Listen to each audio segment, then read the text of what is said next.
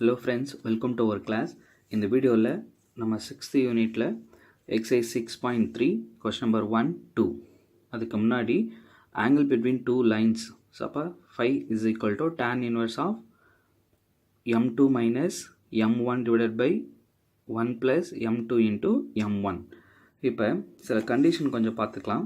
From the lines y is equal to m1x plus c1 and y is equal to m2x plus c2. Condition for parallel அப்போ என்ன இருக்கும் அப்படின்னா parallelலாம் இது நீங்கள் 10thலே பார்த்தது தான். என்ன ரெண்டு ஸ்லோப் என்ன அப்படி இருக்குன்னா ஈக்குவலாக இருக்கும். m1 is equal to m2. Next condition for perpendicular product of the slope is equal to minus 1 வந்திருக்கும். ஓகேங்களா. Next a1x plus b1y plus c1 is equal to 0 and a2x plus b2y plus c2 is equal to 0. Condition for parallel அப்படின்னா a1 into b2 is equal to a2 into b1. So condition for perpendicular a1 into a2 plus b1 into b2 is equal to 0. Next distance formula. So இந்த formula நீங்கள் 10thலே பார்த்ததாங்க. Distance is equal to square root of x2 minus x1 the whole square plus y2 minus y1 the whole square.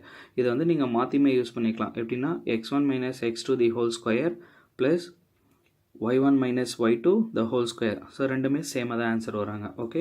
Next the distance from a point p of x, y x1, y1 a line ax plus by plus c is equal to 0 is அப்படின்னு கொடுத்தாங்கன்னா so ஒரு பாயிண்ட்டுக்கும் ஒரு லைனுக்கும் இருக்கிற distance எப்படி find out பண்ணலான்னா ax1 plus by1 plus c divided by square root of a square plus b square. So normal of the line இந்த formula already நம்ம last எக்ஸசைஸில் நம்ம பார்த்தது தான் x cos alpha plus y sin alpha is equal to p. Next distance between two parallel lines.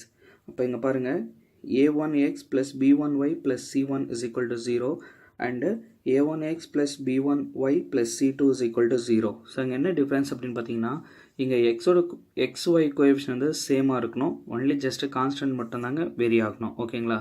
அப்போ d is equal to modulus of c2 minus c1 divided by square root of a square plus b square.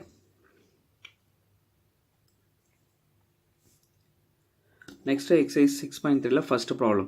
Show that the lines 3x plus 2y plus 9 is equal to 0 and 12x plus 8y minus 15 is equal to 0 are parallel lines.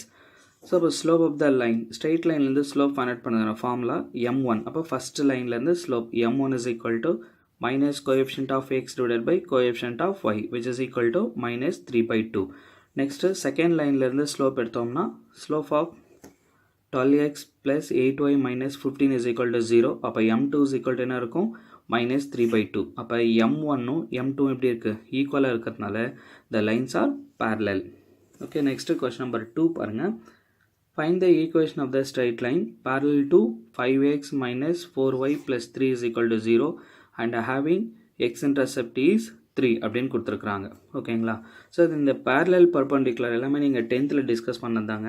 So எப்படின்னா equation இந்த given ஈக்குவேஷனை கொடுத்துருக்குறாங்க 5x minus 4y plus 3 is equal to 0.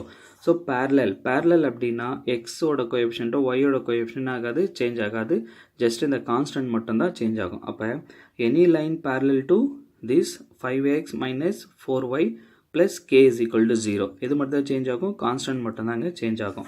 Now the x intercept is 3 கொடுத்துருக்குறாங்க when y is equal to 0 அப்படின்னும் போது அப்போ 5x minus 4y plus k is equal to 0 அப்படின்னும் போது அப்போ 5 into 3 minus 4 into 0 plus k is equal to 0.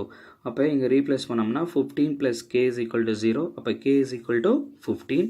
அப்போ அந்த ஈக்குவேஷனில் இங்கே ரீப்ளேஸ் பண்ணுங்கள். therefore the parallel line என்னவா இருக்கும் 5x minus 4y minus 15 is equal to 0.